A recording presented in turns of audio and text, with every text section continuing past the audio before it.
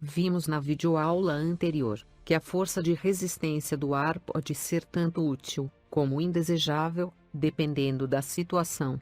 Como, por exemplo, ser a responsável pelo aumento de consumo de combustível dos veículos automotores, já que estamos tratando de uma força que se opõe ao movimento. Por isso precisamos entender os parâmetros envolvidos no cálculo da força de viscosidade, ou de resistência dos fluidos. A bem da verdade, não existe uma demonstração teórica para o cálculo da força de resistência dos fluidos. Sua formulação, assim como ocorre com a força de atrito entre sólidos, estudada no módulo anterior, é determinada empiricamente e aplicada para a maioria dos fluidos, tais como a água, o ar e o óleo. Para corpos que se deslocam com velocidades relativas na faixa de 86,4 km por hora a 1.188 km por hora, constata-se que a intensidade da força de resistência do fluido, F, R, é expressa como seno igual a uma constante, C, vezes a intensidade da velocidade, V, ao quadrado. Marcaremos essa expressão como número 1.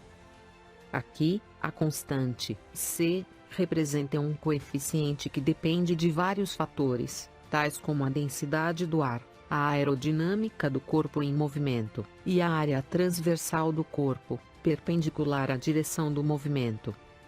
Também é importante esclarecer que a velocidade no cálculo da força de resistência é a velocidade relativa ao ar, e não a sua velocidade absoluta, em relação ao solo. Por exemplo, um carro a 80 km por hora, movendo-se num dia sem vento, sofrerá a mesma força contrária de resistência do ar, F, R, caso esteja a 50 km por hora, movendo-se frontalmente contra um vento de 30 km por hora.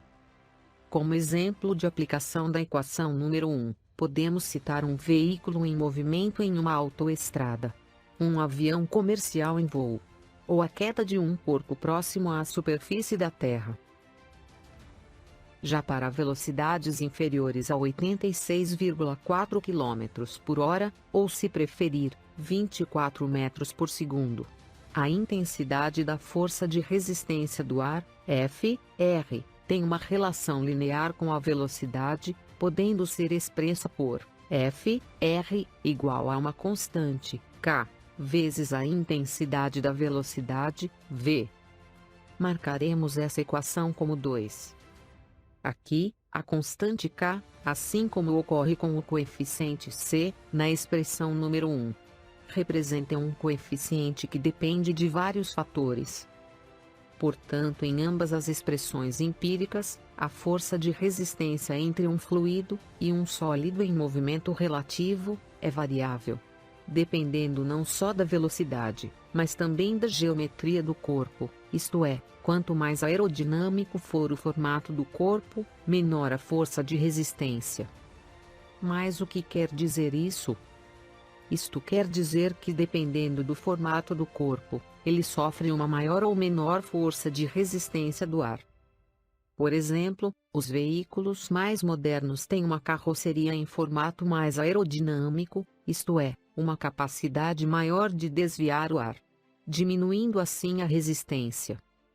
Isso melhora o desempenho do veículo, economizando mais combustível, já que o motor não precisa de tanta força para manter a velocidade.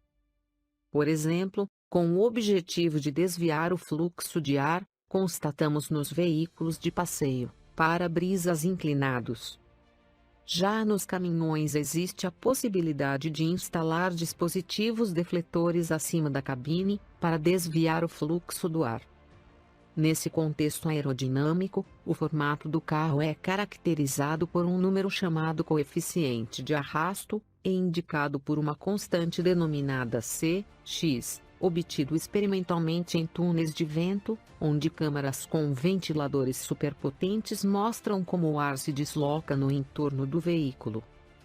Quanto menor for esse coeficiente, menor será a resistência do ar, isto é, melhor será a aerodinâmica do móvel. Nos veículos de passeio esse coeficiente varia entre 0,3 e 0,9. O objeto de mais perfeita aerodinâmica que se conhece é a gota d'água, com o coeficiente Cx de aproximadamente 0,05. Em carros de Fórmula 1, as formas aerodinâmicas diminuem significativamente o valor do coeficiente Cx, o que ajuda a diminuir a resistência do ar nesses veículos, fazendo com que ganhem mais velocidade. Contudo, o coeficiente de arrasto dos carros de competição é um pouco maior que a dos veículos convencionais, em torno de 0,70, devido à necessidade de se gerar um aumento significativo de estabilidade vertical e aderência ao solo, com a ajuda de aerofólios dianteiro e traseiro, e dutos de condução de ar, já que esses veículos atingem velocidades muito elevadas. Sem esses aerofólios, que podem ser comparadas a asas de avião invertidas, esses carros tenderiam a elevar sua frente, em uma tendência de decolagem. Uma outra técnica muito utilizada nas competições é o piloto ficar atrás de seu oponente até o momento exato da ultrapassagem. Esse procedimento garante que enquanto o ar esteja sendo desviado pelo carro da frente, o de trás sofre menos a ação da força de resistência do ar.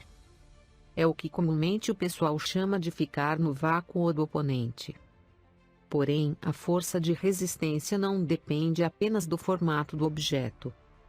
Vários outros fatores influenciam.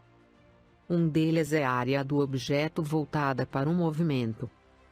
Por exemplo, no esporte de esqui na neve, para minimizar o efeito da viscosidade do ar, o atleta se agacha para diminuir a área efetiva de contato transversal com o ar, o que possibilita aumentar sua velocidade. Já no paraquedismo, os paraquedas abertos aumentam a área efetiva de contato com o ar, fazendo com que o valor do coeficiente de arrasto aumente significativamente a resistência do ar, e com isso diminuindo a velocidade de queda. Outro exemplo de aplicação de paraquedas é o observado nos carros-foguetes, chamados de dragster, ao serem acelerados a velocidades de 120 km por hora, em 0,05 segundos, menos do que o piscar de olhos, e atingindo velocidades muito elevadas, após alguns segundos. Para facilitar sua parada, é acionado um paraquedas na traseira do carro, fazendo com que a área efetiva de resistência aumente, e consequentemente a força de resistência do ar. Veja. Além da aerodinâmica e da área de contato, a velocidade relativa entre o fluido e o corpo também influi na força de resistência nos fluidos. Quanto maior for a velocidade do carro, maior é a força de resistência que ele sofre. Se um passageiro colocar o braço para fora, sente um pequeno vento na mão quando a velocidade é baixa. Mas quando ela é alta, o vento empurra fortemente sua mão para trás. Essa é a força de resistência do ar, que aumenta com a velocidade. Finalmente, há um outro fator que influencia fortemente na intensidade da resistência do ar, ou de outro fluido, que é a sua densidade. É sabido, por exemplo, que a força de resistência sobre uma pequena bola metálica, caindo na água, é muito menor que no óleo. Se queremos explicitar todos esses fatores, temos na literatura uma equação empírica mais completa, que expressa a intensidade da força de resistência dos fluidos, F, R, como sendo igual a 1/2, vezes a densidade do fluido, vezes o coeficiente aerodinâmico do corpo, vezes a área transversal de contato, vezes a velocidade do objeto no fluido ao quadrado. Marcaremos essa equação como número 3. Aqui, a densidade do fluido é representado pela letra grega ρ. O coeficiente aerodinâmico por C, x. A área transversal de contato do objeto, pela letra A. E a velocidade relativa do objeto no fluido, pela letra V. Se observarmos atentamente a expressão em tela, constataremos que quanto menor for o coeficiente aerodinâmico, e a área frontal em contato com o fluido, menor será a resistência do fluido sobre o corpo. É importante esclarecer que por vezes são utilizadas diferentes áreas de referência para um mesmo objeto.